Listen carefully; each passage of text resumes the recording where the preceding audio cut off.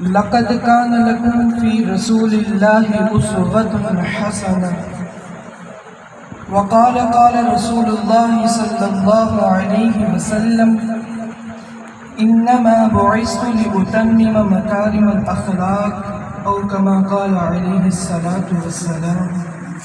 صدق الله مولانا العظيم وصدق رسوله النبي الكريم ونحن على ذلك لمن الشاهدين والشاكرين والحمد لله رب العالمين.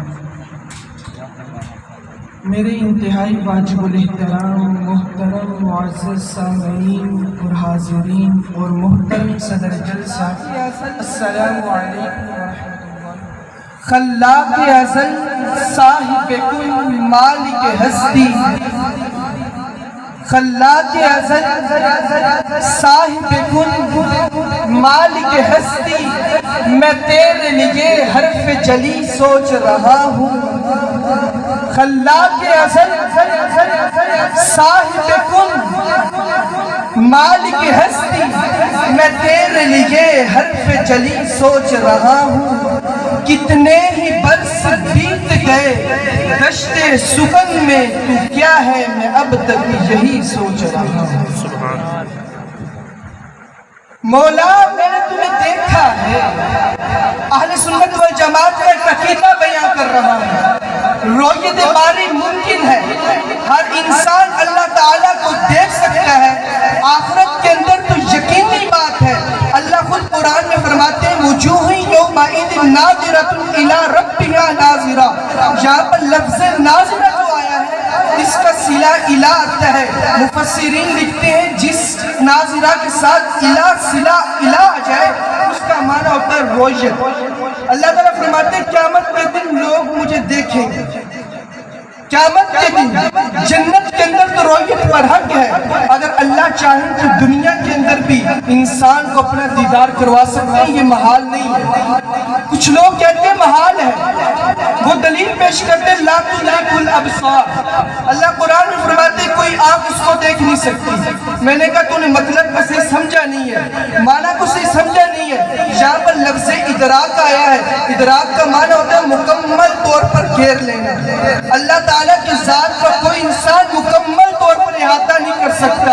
احاطہ کا کیا مطلب ہوتا ہے؟ یعنی یہاں پر اگر کوئی ایک آدمی بیٹھا ہوا ہے، اس کے آس پاس 4 آدمی بیٹھ جائیں، اس کو گھیرا ڈال لیں، وہ آدمی ان کی مرضی کے مطابق نہیں نکل سکتا.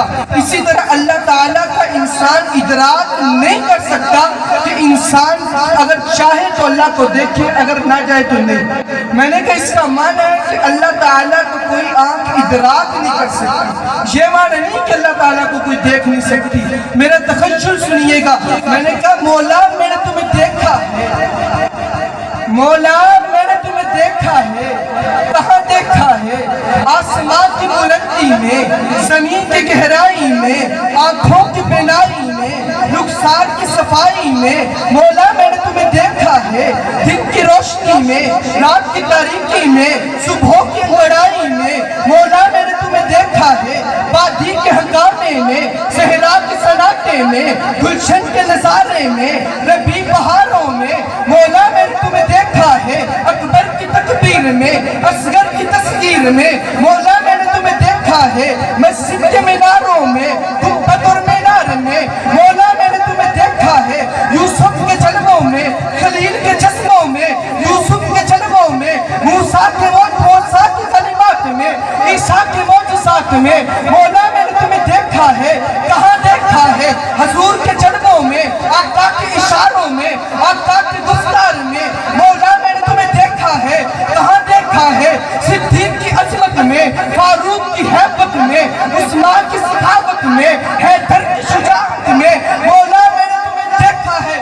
جس کا عقیدہ ہے میرے ساتھ ہی رہے گا. مولا میں نے تمہیں دیکھا ہے صدیق کی عظمت میں، فاروق کی ہیبت میں، عثمان کی سخاوت میں، حیدر کی شجاعت میں، معاویہ کی وراثت میں، عائشہ کی تطہیر میں.